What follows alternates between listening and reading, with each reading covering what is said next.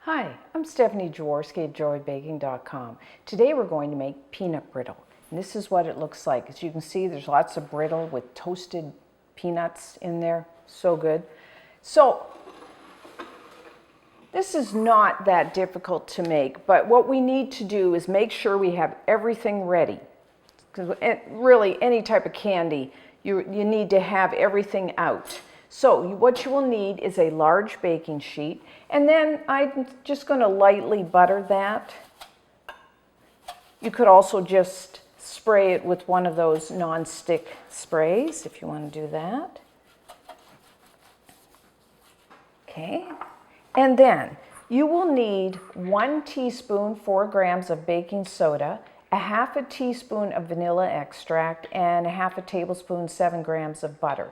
And then just put that aside because we are going to add that once our peanut brittle, the sugar syrup, has reached the proper temperature. And then you will need a saucepan. Try to get a heavy bottom saucepan when you're cooking candy, and then you will also need a lid.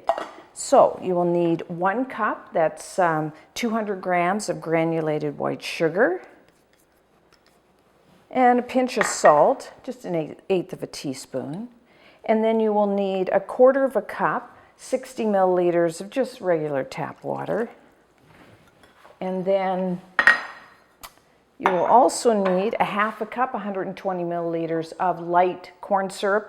And what I find best is if you lightly butter or even spray the measuring cup with a nonstick spray before you pour in the corn syrup, then it kind of easily comes out, doesn't stick so much.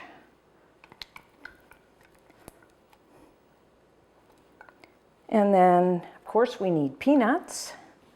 So you will need 1 cup, about 140 grams of raw blanched peanuts. Now, if you can't, like some people say, I can't find the raw peanuts, you could use the roasted, but you wouldn't want to add them now. Because if they're raw, I mean, they need time to cook. If they're roasted, they don't. So what you would do is not add the peanuts now. Add your peanuts when your syrup gets to about 245 degrees Fahrenheit, which is 118 Celsius. But I like to add use the raw because as the sugar syrup is cooking, you know, the peanuts kind of cook as well, and then they impart the flavor into the syrup, so you get a really nice tasting brittle. So that's all that is. So we're going to put this on medium to medium-high heat and just bring it to a boil and stir it like almost constantly because we want to dissolve that sugar.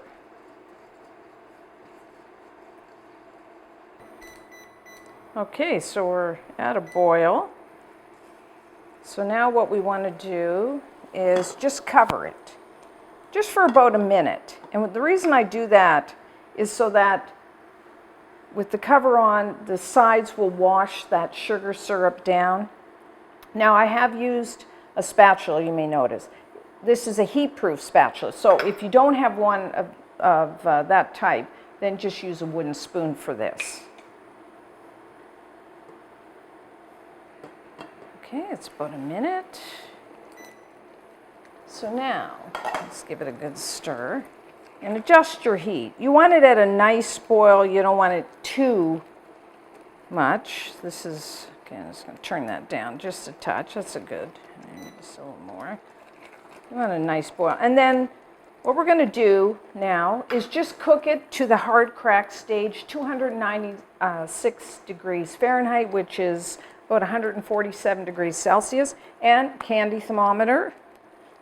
And let's put that on there. You don't want it to touch the bottom of the pan because the bottom's always hotter, as you know. So, and then you will have to stir this fairly often because of those peanuts. If you don't stir it, then the peanuts, you know, fall to the bottom and then they'll scorch, which we don't want. So just every once in a while,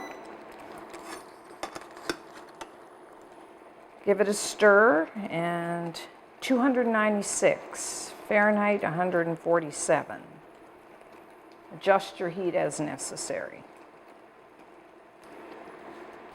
Okay, we're at 296. I'm going to take that off. And then, careful, this is hot. And then I'm going to put in right away my vanilla, my butter, and the baking soda. This is going to puff up here. And then we need to give it a really good stir. Let's see.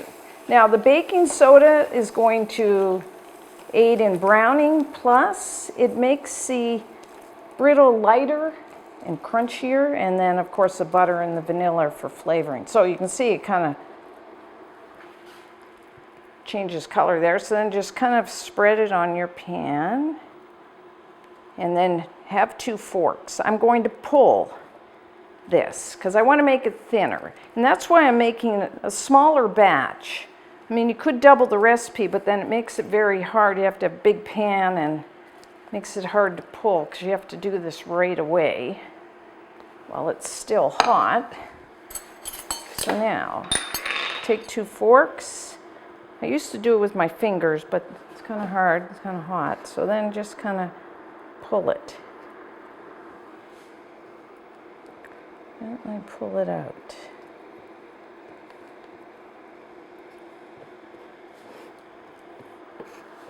And just kind of fill it in as we go here.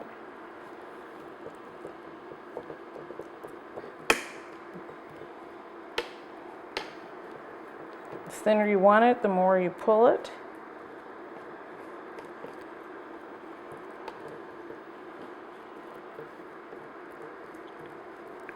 See? Change back color.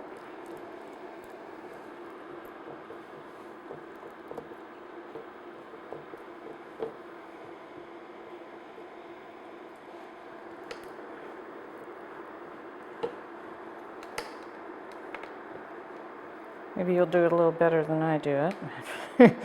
Okay, I'm pretty happy with that. Like I said, the thinner you want it, the more you pull it.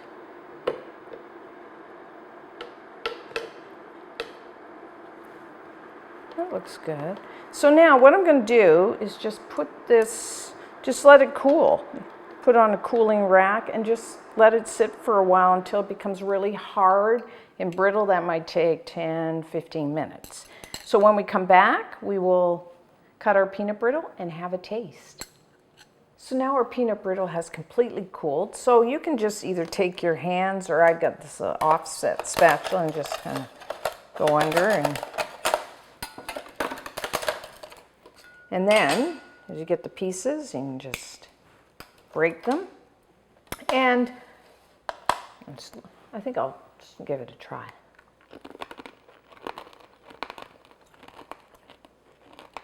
That's so good. The brittle, it is brittle, but yeah, it dissolves so easily, and then you're left with those really toasty peanuts. So good. Peanut brittle makes a wonderful gift. And you could put it like in just a party bag with a pretty bow, or you could use these canning jars or any type of bag, or the candy tins that you can buy. And you know, it will probably last a couple weeks. Now, I don't think I said at the beginning, but make sure when you're making any type of candy like this, you don't make it on a humid day because it just doesn't turn out as well. So leave it for a nice day and enjoy. And until next time, I'm Stephanie Jaworski at joybaking.com.